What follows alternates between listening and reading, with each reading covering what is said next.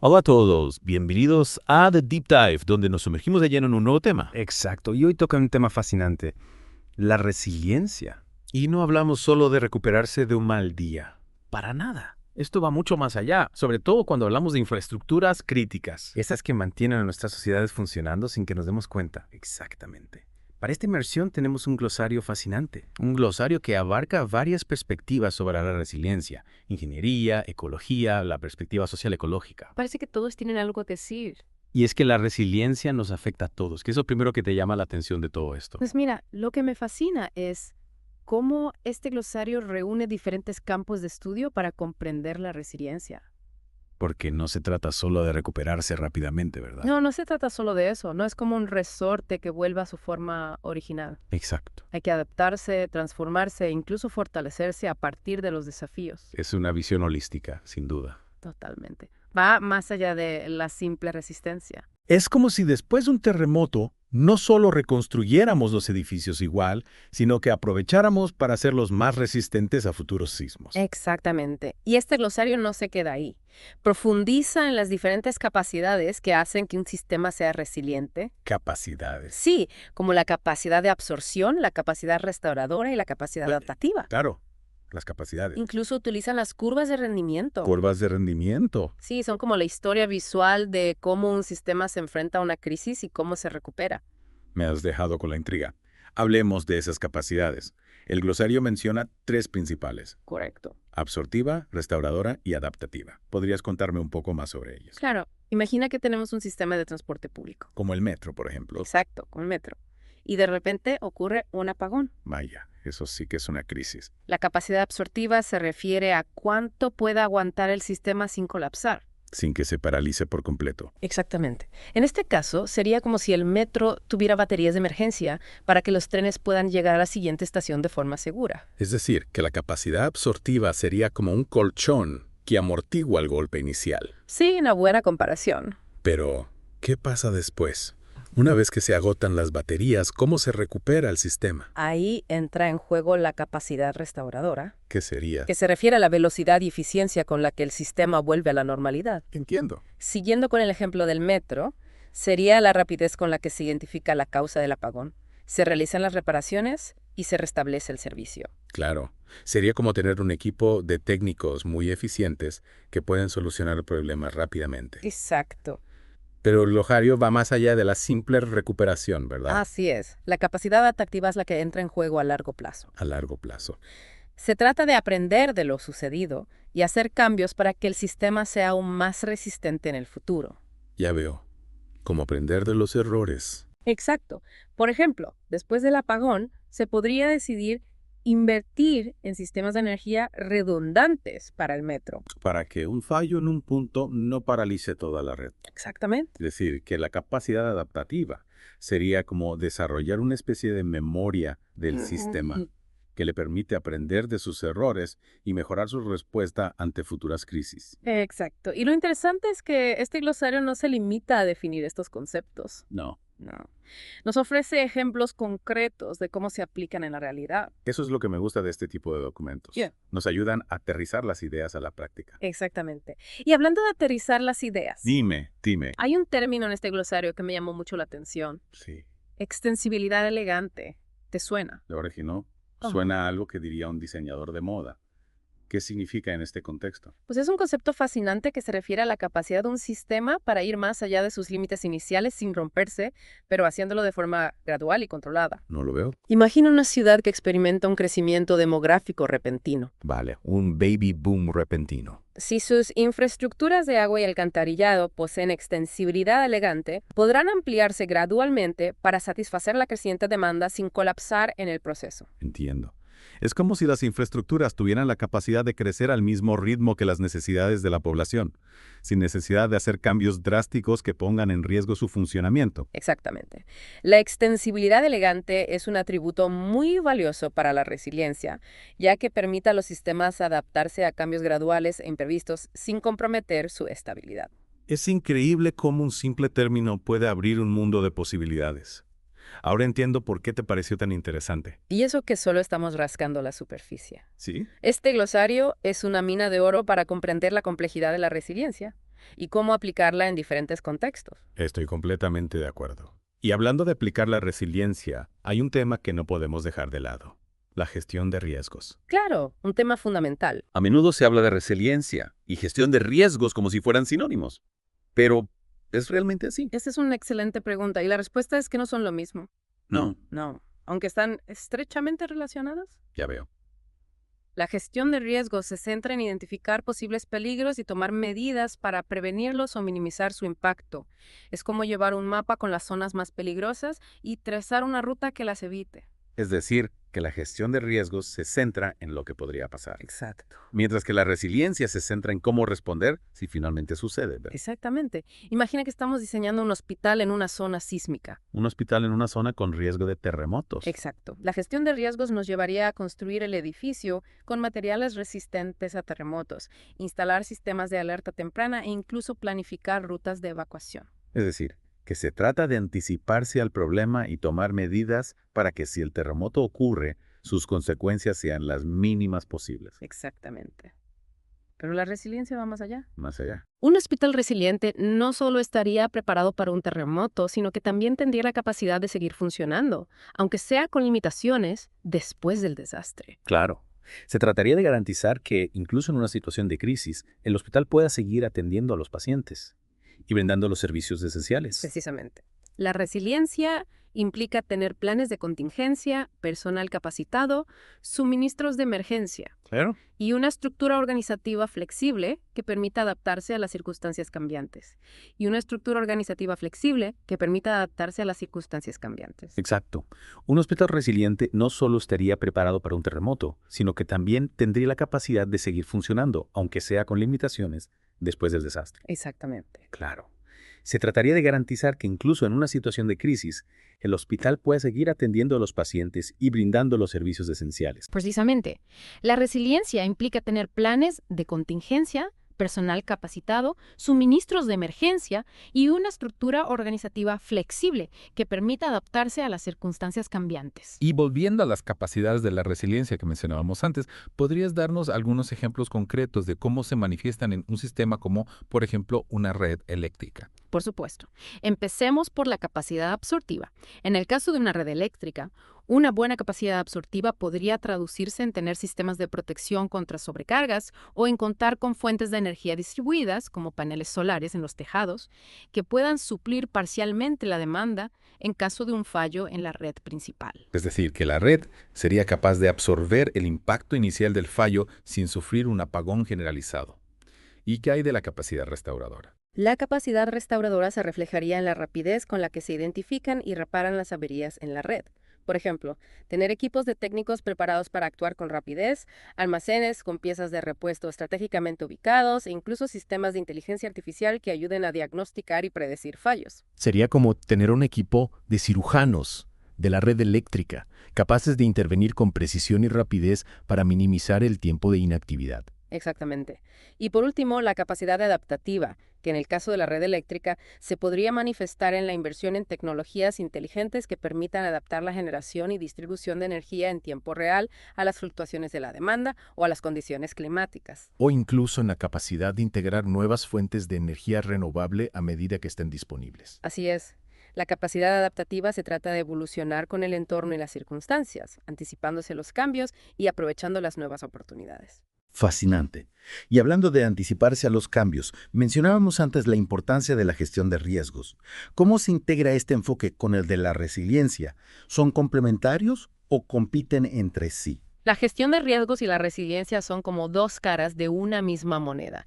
La gestión de riesgos se centra en la prevención y mitigación de riesgos específicos, mientras que la resiliencia busca fortalecer la capacidad del sistema para afrontar cualquier tipo de disrupción, incluso las imprevistas. Es como la diferencia entre poner rejas en las ventanas para evitar robos y tener un seguro que cubra las pérdidas en caso de que finalmente ocurra un robo. Exactamente. Un buen sistema de gestión de riesgos nos permite identificar las vulnerabilidades y tomar medidas para reducir la probabilidad de que se materialicen, mientras que la resiliencia nos permite estar preparados para cualquier eventualidad. Entonces, lo ideal sería contar con un enfoque integral que combine la gestión de riesgos con la construcción de resiliencia. Precisamente. Imaginemos que estamos hablando de la protección de una ciudad frente a inundaciones. La gestión de riesgos nos llevaría a construir diques y sistemas de drenaje para prevenir las inundaciones o al menos minimizar su impacto. Sería como construir un escudo protector alrededor de la ciudad. Exacto. Pero la resiliencia iría más allá. Implicaría tener planes de evacuación, sistemas de alerta temprana, reservas de agua potable y alimentos y una comunidad preparada para colaborar y ayudarse mutuamente en caso de desastre. Es decir, que la resiliencia no se limita a las infraestructuras físicas, sino que también abarca la capacidad de respuesta de las personas y las instituciones. Así es, la resiliencia es un concepto holístico que engloba todos los aspectos de un sistema. Las infraestructuras, las tecnologías, las organizaciones y las personas. Y hablando de personas, hay un término en el glosario que me ha llamado la atención: resiliencia comunitaria. ¿Qué significa exactamente? La resiliencia comunitaria se refiere a la capacidad de una comunidad para unirse, organizarse y superar colectivamente los desafíos.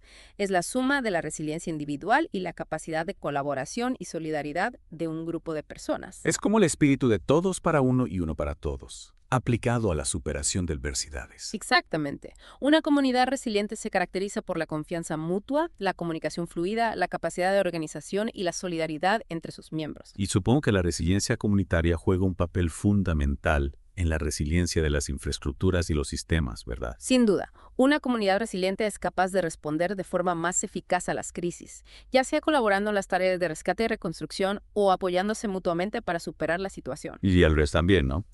Unas infraestructuras resilientes pueden contribuir a fortalecer la resiliencia de la comunidad. Exactamente. Si las infraestructuras básicas, como el suministro de agua, electricidad o telecomunicaciones, son resilientes, la comunidad tendrá más posibilidades de superar la crisis sin sufrir un colapso total. Es como un círculo virtuoso. La resiliencia de las infraestructuras fortalece la resiliencia comunitaria y viceversa. Exacto. Y este es un aspecto fundamental a tener en cuenta al hablar de resiliencia.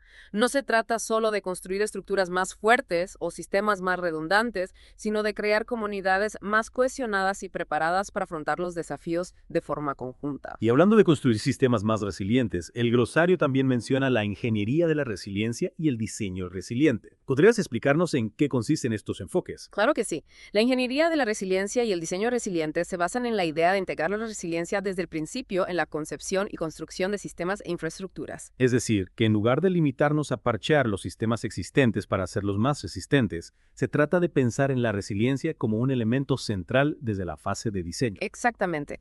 La ingeniería de la resiliencia implica utilizar modelos, simulaciones y análisis de riesgos para identificar los puntos débiles de un sistema y diseñar soluciones que los fortalezcan. Sería como realizar una especie de prueba de estrés al sistema antes de construirlo, para asegurarnos de que puede soportar las condiciones más adversas. Exacto. Y el diseño resiliente va un paso más allá, al integrar la resiliencia a la propia estructura y funcionamiento del sistema. ¿Podrías darnos algún ejemplo concreto de cómo se aplica el diseño resiliente? Por supuesto. Imagina que estamos diseñando un edificio en una zona propensa a huracanes. Un diseño resiliente podría incluir características como ventanas resistentes a impactos, un sistema de drenaje capaz de evacuar grandes cantidades de agua o incluso la posibilidad de que el edificio funcione de forma autónoma durante un tiempo en caso de corte de suministro eléctrico. Es decir, que el edificio estaría preparado para resistir el impacto del huracán y seguir funcionando con normalidad o al menos con las mínimas interrupciones. Exactamente. El diseño resiliente busca anticipar los posibles fallos y construir sistemas que puedan adaptarse y seguir funcionando a pesar de ellos. Y esto me lleva a otra pregunta. ¿Cómo podemos medir la resiliencia de un sistema? ¿Existen indicadores o métricas que nos permitan evaluar si un sistema es realmente resiliente? Esa es una pregunta clave, y la respuesta es que no existe una única forma de medir la resiliencia, ya que depende del tipo de sistema, el contexto y los objetivos que nos hayamos marcado. Claro, no es lo mismo medir la resiliencia de un hospital que la de una red de telecomunicaciones. Exacto. Sin embargo, existen algunos indicadores generales que nos pueden dar una idea del nivel de resiliencia de un sistema. Por ejemplo, podemos analizar la velocidad con la que el sistema se recupera después de una interrupción, la capacidad para mantener un nivel mínimo de funcionamiento durante la crisis o la flexibilidad para adaptarse a nuevas circunstancias. Es decir, que podemos evaluar la resiliencia a través de diferentes dimensiones, como la velocidad de recuperación, la continuidad operativa y la adaptabilidad. Precisamente.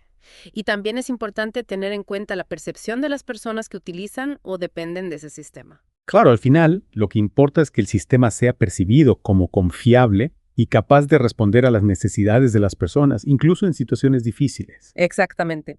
La resiliencia no es solo un concepto técnico, sino también social y humano. Y hablando de conceptos técnicos, recuerdo que al principio mencionaste las curvas de rendimiento como una herramienta para visualizar la resiliencia. ¿Podrías explicarnos un poco más sobre este concepto? Con gusto. Las curvas de rendimiento son representaciones gráficas que nos muestran cómo evoluciona el rendimiento de un sistema a lo largo del tiempo, especialmente durante y después de una disrupción. Sería como una especie de electrocardiograma del sistema que nos permite ver cómo se comporta bajo presión. Exactamente. Las curvas de rendimiento nos permiten visualizar la capacidad del sistema para absorber el impacto inicial, la velocidad con la que se recupera y si es capaz de volver a su nivel de rendimiento normal o incluso mejorarlo. Es decir, que nos permiten ver en una sola gráfica las tres capacidades de la resiliencia en acción: la capacidad absortiva, la restauradora y la adaptativa. Así es. Las curvas de rendimiento son una herramienta muy útil para evaluar la resiliencia de un sistema de forma visual e intuitiva. Y para terminar, me gustaría volver al glosario que hemos estado analizando. ¿Qué otros conceptos o ideas te han parecido especialmente relevantes? Hay un concepto que me parece fundamental para comprender la resiliencia en el contexto actual: la volatilidad. ¿A qué te refieres con volatilidad? Me refiero a la velocidad e imprevisibilidad de los cambios que estamos experimentando en el mundo actual: el cambio climático, las crisis económicas, las pandemias. Son solo algunos ejemplos de eventos disruptivos que pueden afectar a nuestros sistemas e infraestructuras. Es decir, que ya no podemos confiar en la estabilidad del pasado, sino que debemos prepararnos para un futuro más incierto y volátil. Exactamente. Y en este contexto, la resiliencia se convierte en una capacidad fundamental para garantizar la supervivencia y el éxito de cualquier sistema.